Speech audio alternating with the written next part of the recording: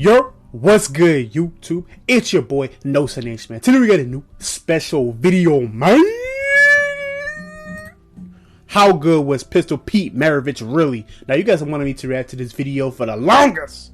You guys want me to react to Pistol Pete for the longest, man. I never heard of this dude. I never played, like, I never watched this guy play, or I don't know any of his stats, or I don't know if he even won a championship before. So we're gonna get straight into it. This is gonna be like a video where I learn a lot of stuff, you know what I'm saying, that happened in the past and shit like that. You know what I'm saying? Yeah, man, with that being said, if you're new here, hit that like button, comment, subscribe, you know, all that. Finish that. And a lot of you guys are not subscribed to the channel, you know what I'm saying? So make sure that you do subscribe to the channel and turn on post notifications so you don't miss a video like this. A banger. Let's get straight to it, bro. Also, thank you guys for all the support and everything like that. My channel has gone to 93,000 views in the last 28 days, and that is the most views I ever got on YouTube. And I just want to say I appreciate all you guys, you know, all the people that like the videos, like that even like the videos and stuff like that. Like if I post a video and it has 10 views and 5 people like it, that's 5 people that I made happy that day. Okay, so if I can make 5 people happy, I'm satisfied with that, bro. So with that being said, let's get straight to it, bro. You know what I'm saying? Yes, sir. How good is Pistol Pete Maravich really? Let's get to it.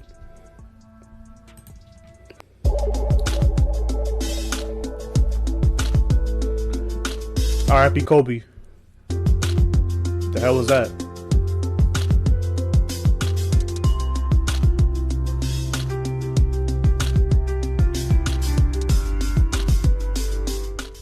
Peter Press Maravich, also known as Pistol Pete.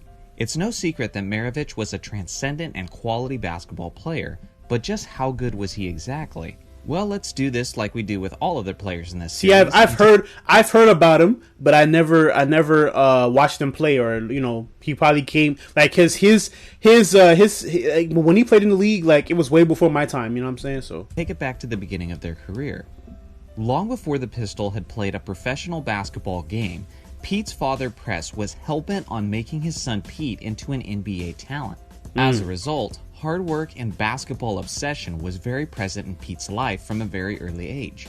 It was evident as it led Pete to have arguably the greatest college basketball career of all time. Bro, to play in the NBA, you need to eat, sleep, shit basketball, bro. Like, real shit. Like, you gotta eat, sleep, dream, shit. Like, you gotta do all of that stuff if you want to play in the NBA, bro. Like, real shit. Like, ball has to be like your entire life. Like, nothing else matters except for basketball, bro. Going outside playing basketball, that's what it takes to play in the NBA, bro. As he averaged an absurd 44.2 points per game over his 3 years in Division I competition. Damn! Pistol Pete was obviously a hot commodity heading into his NBA 44.2 points per game career. The 6'5" shooting guard was drafted 3rd overall in the 1970 draft by the Atlanta Hawks. You would think that a player with that kind of collegiate career would then be greeted with optimism from his new NBA teammates, but that actually wasn't the case. You see, Pete had a very flashy style of basketball that was frowned upon at the time that he was entering the NBA. Damn. All of his fast breaks, no-look passes, behind-the-back passes, and circus shots weren't embraced by many players and many teams within the league, and the Hawks players were no exception. The other star players on the Hawks were their point guard Lou Hudson and their center Walt Bellamy, who both had a very conservative style of play. Even with some early on chemistry issues, Maravich still found ways to be productive and excellent. Yo, that fake was crazy, bro. Yo, these highlights these highlights are like ancient memory now, bro. Damn. Even with some early on chemistry issues, Maravich still found ways to be productive and excellent in his rookie campaign, as he averaged 23.2 points, 4.4 assists, and 3.7 rebounds on 45.8% shooting. It was an impressive debut that ultimately resulted in a first-round exit at the hands of the New York Knicks. As the years went on, Maravich's skills and New York Knicks in 1970, bro, they've been around for a long time. Damn! Production continued to improve. He was a genius on fast break, he was a passing wizard, He was likely the greatest ball handler at the time, and he was an absolute scoring machine as he could get a bucket in a multitude of ways. He was great at finishing in the paint, he had a reliable mid-range game, and he even had the range to score from 20 feet and beyond. During these years, the three-point line wasn't invented yet, but Maravich was without question one of the players who could have greatly benefited from the three-point. Bro, I keep forgetting that. There was no three-point line, bro, but this man was scoring threes like it was nothing. Point shot. By his third year, he had broke out as an elite superstar in the NBA, as he was 5th in scoring and 6th in assists, as he averaged 26.1 points, 6.9 assists, and 4.4 rebounds on 44% shooting. In Maravich's Sorry about he that, even guys. had the range to score from 20 feet and beyond. During these years, the three-point line wasn't invented yet, but Maravich was without question one of the players who could have greatly benefited from the three-point shot. By his third year, he had broke out as an elite superstar in the NBA, as he was 5th in scoring and 6th in assists, as he averaged 26.1 points, 6.9 assists, and 4.4 rebounds on 44% shooting. In Maravich's first 4 years with the Hawks, he had established himself as a premier player, but the team still wasn't clicking enough to be among the elite teams of the NBA, and the Hawks were ready to make some changes. Enter the New Orleans Jazz. The Jazz were a 1974 expansion team. They needed someone to help bring attention and excitement to their new franchise, so they traded 2 players and 4 draft picks to the Hawks. This man has the word pistol on his jersey, bro. Yo, if that's not badass, I don't know what it is. I don't know what is. To acquire Maravich.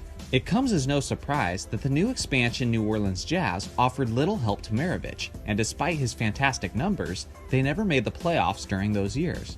The lack of talented support didn't stop Maravich from putting on a strong display with the Jazz right as he was entering the prime of his career. In Pete's third year with the Jazz, he had the best season of his career as he led the league in scoring for the 76-77 season at 31.1 points per game. What makes this even more impressive is that this was the first season after the NBA and ABA merger, meaning the competition was stronger and the league was jam-packed with fantastic scorers that year. Despite competitors like Kareem Abdul-Jabbar, Billy Knight, David Thompson, George Gervin, Bob McAdoo, Rick Barry, Bob Lanier, and Julius Erving, Pete Maravich was still by far the leading scorer that season, with nearly a 5-point lead in his average ahead of the nearest scorer. Bro, I'm gonna tell you, bro, this shit is... Wow. I did not know any of this stuff, bro. I did not know any of this stuff. Hold on. Let me just check something real quick. Okay, we're good. We're good, guys. We're good. But no, I didn't know any of this stuff, bro. Like, I ain't gonna lie. I didn't know any of this stuff. Like, this is actually insane, bro. Like, damn. Bro. Like, sheesh. So you telling me he was like MJ before MJ, right? Put in the comments down below. Nah, like, look at his numbers though. His numbers are like MJ like numbers, like real shit. Season with nearly a 5-point lead in his average ahead of the nearest scorer. The highlight of that year was when the Pistol dropped 68 points on the New York Knicks. At the time, it was the most points ever scored by a guard in NBA history. Remember, this was at a time when there was no three-point line, and this guard dropped 68 points. With the distance he had on many of his shots, he easily would have scored into the 70s if he had a three-point line. This also makes you wonder how many points he would have averaged that season and in his career if many of his baskets were worth 3 points instead of 2 points. Maravich was a force, but unfortunately, due to some consistent knee issues, Pete's career was cut very short. With his scoring and assists, he should be much higher on the all-time list, but he only played 658 games throughout his career. That's essentially only... That's short as fuck! 8 full seasons of basketball, yet despite that, he still had 5 All-Star appearances and made 4 All-NBA teams. His final season was at just 32 years old. It was the 1979-1980 season, which was the NBA's first ever season with a three-point shot. He was well past his prime at this point, and the knee issues were laboring him throughout the year and caused him to miss many games. Despite the sample size, he still made 10 of his 15 three-point attempts, which is a remarkable 66%. One can only wonder what his career percentage would have been if the three-point shot had always been available to him. He played his final games coming off the bench as an offensive spark for the Boston Celtics, who were led by Larry Bird in his rookie campaign. For the Pistols' career, he averaged 24.2 points, 5.4 assists, 4.2 rebounds, and 1.4 steals on 44% shooting. His 24.2 points per game average is the 18th highest career average in NBA history, and it's the 7th highest average by a guard. This man's career was quite short, but it still left quite an impression on many other greats. All-time legend Elgin Baylor said this of Maravich: "Oscar Robertson was the best guard I've ever played against. Jerry West was the best I've ever played with. Pete was the best I've ever seen." Years after his retirement, Maravich did lots of soul-searching before giving his life to Christ and becoming a Christian. Just a few years before his death, Maravich said, "I want to be remembered as a Christian, a person that serves Jesus to the utmost, not as a basketball player." And that brings us to January 5th, 1988, in Pasadena, California. At Pete's church, he was playing a pickup game with his friends when he collapsed and died due to a heart defect. He was only 40 years old, and he was playing the game he loved. So just how good was Pete Maravich really? Well, he was one of the hardest workers ever. Wow, that's like a storybook ending right there, bro. You know what I'm saying? You a Christian, you're going to play basketball at a church, and then you collapse and die. You died playing the game that at least he died playing the game that he loved in the place where he wanted to be, at church.